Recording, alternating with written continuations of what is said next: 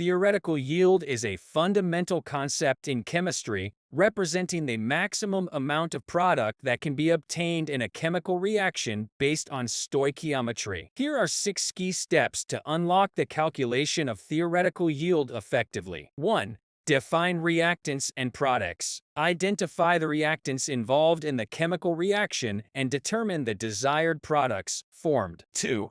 Balance the chemical equation. Ensure the chemical equation is balanced to reflect the conservation of mass with the same number of atoms of each element on both sides of the equation. 3. Determine stoichiometric ratios. Use the coefficients from the balanced equation to establish the stoichiometric ratios between reactants and products. 4.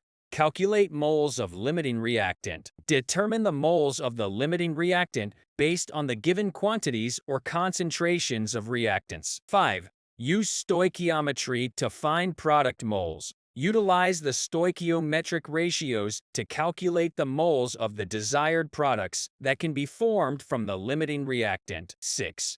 Convert moles to mass. Convert the calculated moles of the products to mass using the molar mass of the compounds to obtain the theoretical yield. Conclusion: by following these 6 key steps, chemists and researchers can perform precise calculations of theoretical yield, facilitating better understanding and control of chemical reactions. I hope that you liked the video and do follow our channel for more professional and business tips and other interesting videos. Thank you and goodbye.